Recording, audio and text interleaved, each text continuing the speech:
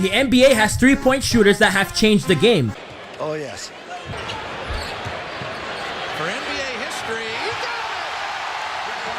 14 threes in a game has never been done until tonight. They are so great that everyone is trying to create a team like Golden State in order to beat them because they won the title 3 times out of the last 4 years. And to be honest, they are probably going to win another title in 2019. I don't even have to explain the reason why. Just look at the picture. They also forced big men to have more skills than ever before. That's why you have big men that can shoot the 3 coming into the league, or bigs are trying to develop a 3-point shot after being in the league for a few years. And if you can't shoot the 3, you have to be able to guard the paint or guard the pick and roll pretty well, or be really athletic and catch lobs and rebound pretty well. And this is where players like Clint Capella, DeAndre Jordan, Andre Drummond, Dwight Howard, Rudy Gobert, and more players that play like them come in. Back in the day, we had a player by the name of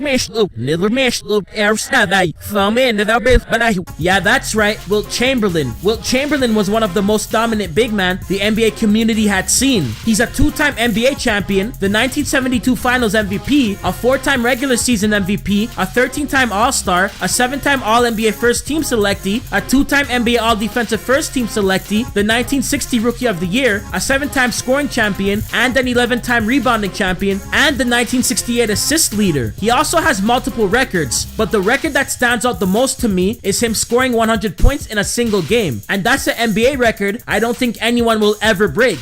In my opinion, I think that Wilt Chamberlain would still dominate in this era of basketball, and you'll see why in a few seconds. But before I get deeper into this video, I'd like to say that this video is for Timothy Kai, and to all the other people that have requested a video from weeks ago, don't think that I forgot your request. The video is on the way, and I'm working on it. And if you have suggestions on what video you want me to do, tell me in the comment section, and I'll write it down on a sheet of paper in order, just so that I don't forget. And if you are new to my channel and not subscribed, make sure to subscribe, because I drop basketball videos and I cover different topics of the NBA. And don't forget to hit the notification button to get notified whenever I drop a video if you are subscribed already. Also, very close friends of mine created an Instagram page to raise awareness about Alzheimer's disease. So if you are a person that is suffering from the disease or know someone that is, don't be afraid to follow their Instagram page, Fight Against AD, and to share yours or someone else's story. And like I always say, once again, it's 3IV195 coming at you with another video. Stay tuned.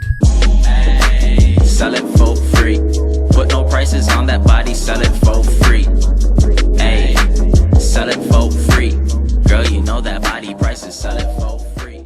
In my opinion, Wilt Chamberlain would fit into the category of players like Clint Capella, DeAndre Jordan, Andre Drummond, Dwight Howard, and Rudy Gobert, and more big men that play the game similar to these guys if he was playing in this era, because Wilt played the game similar to them back in the 60s and the 70s. I say this because he wasn't good at shooting free throws, just like some of the players that I just mentioned, but the better free throw shooter out of all these big men is Rudy Gobert, as you can see on the screen. At this moment in Rudy's career, he's currently shooting a little bit over 60% from the free throw line in the regular season, and in the playoffs, Rudy is shooting 54.6% from the free throw line, which still shows that he's weak from the free throw line, because most NBA players make from 70% to 80% of their shots from the free throw line. It's rare when you see a player shoot in the 90s from the free throw line, but from the looks of it, Rudy will eventually become a good free throw shooter in the future. For example, look at DeAndre Jordan's free throw percentage this season so far compared to other seasons. He improved drastically, as you can see, and if DeAndre can improve on his free throw shooting, I believe Rudy will improve more as well. Also, Wilt was a double-double machine, like these guys as well, and he would block shots at the rim just like Rudy Gobert can. Rudy's the NBA's most recent Defensive Player of the Year award winner. Wilt was blocking one of the most unstoppable shots of all time, Kareem Abdul-Jabbar's Skyhook. When you can block Kareem's Skyhook, you know that you're really athletic. Just take a look.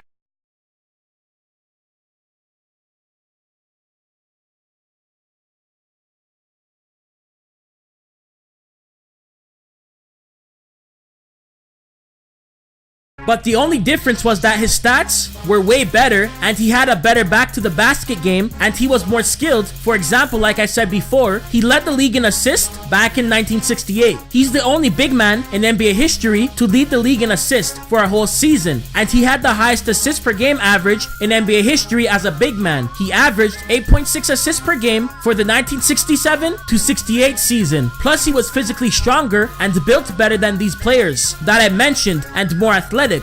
So if these players can operate in this generation, just imagine what Wilt could have done if he played in this generation. When I say that Wilt Chamberlain would dominate in this era of the NBA, I don't mean like he did back in the 60s and the 70s. That's not realistic because the game has changed a lot since back then. I mean he would be better than what Dwight Howard was in his prime, and he would be similar to how dominant Shaq was throughout the 90s and the early 2000s. That's what I mean. But one thing that would stand out if Wilt was playing in this era is his strength and athleticism, and this is what would help him dominate if he was playing in this era. Here's the proof. Before Wilt started to play basketball, he was a track and field athlete, but he didn't want to have anything to do with basketball because he thought it was a game for sissies, and also that he would be viewed as a sissy if he played the game. But he would eventually give in to playing basketball because basketball was so popular in Philadelphia at that time where he was born, so it was too sweet to turn down, and he had the height, strength, and athleticism, so eventually choosing basketball was a great choice because he ended up being one of the greatest players of all time, and he accomplished so much things like I mentioned before. If Wilt was playing in this era, he would be put in a lot of pick and rolls because of his athletic ability, and that's one of the reasons why he would fare off well. I can prove he would be dominant if he played in this era because once upon a time, I used to play basketball when I was younger, but before I played basketball, I participated in track and field first, and when you are a track and field athlete, it gives you the ability to be great at other sports because you sprint, which is working on your speed, and that can correlate with other sports you decide to participate in. You are also jumping if you are participating in high jump or running long jump or triple jump, which is working on your vertical, and that's why it was said that Wilt had a 48-inch vertical leap.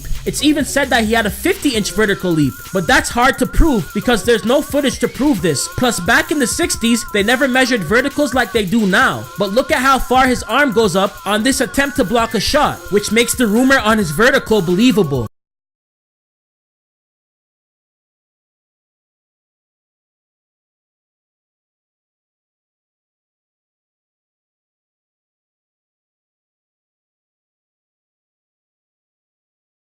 Even Wilt's university experience gives more validity to his vertical rumor. There were 12-foot rims when Wilt attended Kansas University because his coach Fog Allen wanted to have 12-foot rims so bad, and Wilt could dunk on the 12-foot rims with less than 100% effort. And this is believable because Dwight Howard dunked on a 12-foot rim in the dunk contest easily, and in my opinion, Dwight could have dunked even higher than 12 feet. This is a 12-foot dunk.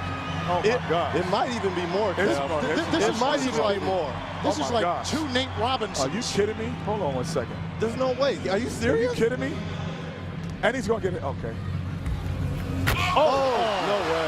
Wilt was stronger than Dwight in his prime and 2 inches taller and bigger in terms of muscle. So imagine what Wilt could have done. Dwight is 6'11" and Wilt was 7'1" and had a tougher mindset, so the story about Wilt dunking on a 12-foot rim frequently is believable. Sonny Hill even said that Wilt can grab a quarter off the top of the backboard, and the top of the backboard is 13 feet. In university, Wilt also won the Big 8 high jump competition for 3 years in a row. There's also shot put in track and field, which involves throwing a heavy object, and that involves strength and technique, and it works on your strength. And Wilt threw a shot put 56 feet, and he also ran 11 seconds in a 100-meter yard dash. There's more events in track and field as well. There's also a lot of practicing that takes place when you are not competing in track and field against other people, just like there's practice in basketball to better your skills. Wilt also beat a Hall of Famer, Jim Brown, that played in the NFL in a race twice. And let this sink in. Jim Brown is an NFL champion. He's also a 9-time Pro Bowler, an 8-time first-team All-Pro selectee, a 3-time AP NFL MVP, an NFL Rookie of the Year, an 8-time NFL rushing leader, a 5-time NFL rushing yards leader, and a 5-time NFL rushing touchdowns leader. And he made it to the 1960s All-Decade team. And he's an all-time anniversary team selectee. That's just amazing. Wilt was a beast. Here's more proof that Wilt would dominate in this era, and I'm going to use myself as an example. I used to be good at both basketball and track and field. Here are my trophies and medals and ribbons pounds, and I even set a record for high jump in my region back in grade 5, and I made it on the newspaper, but I won't be showing you that picture because I don't want to reveal myself just yet. But you can hold me accountable if I don't show you the picture in the future, and I'll be doing a face reveal down the road too, so stay tuned for that. If I took both sports more serious, I would have went really far with either one, but that's my point.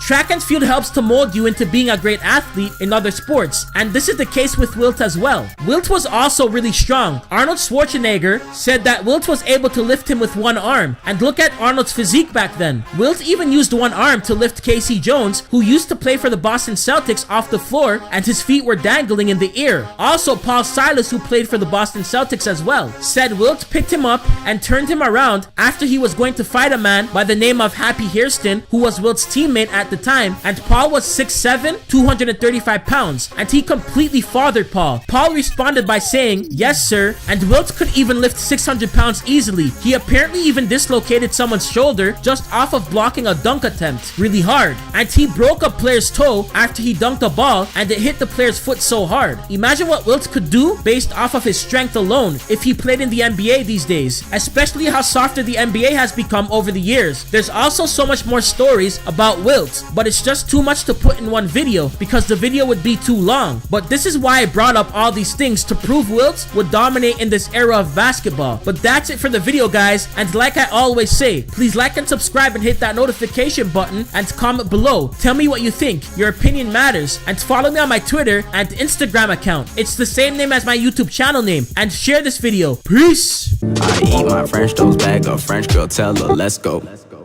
Watch me explode like I'm Mentos mixed with that coke. Moving like a groupie, so I back up pronto. Though you a baddie, I'm gon' split my Uber, go get you a taxi.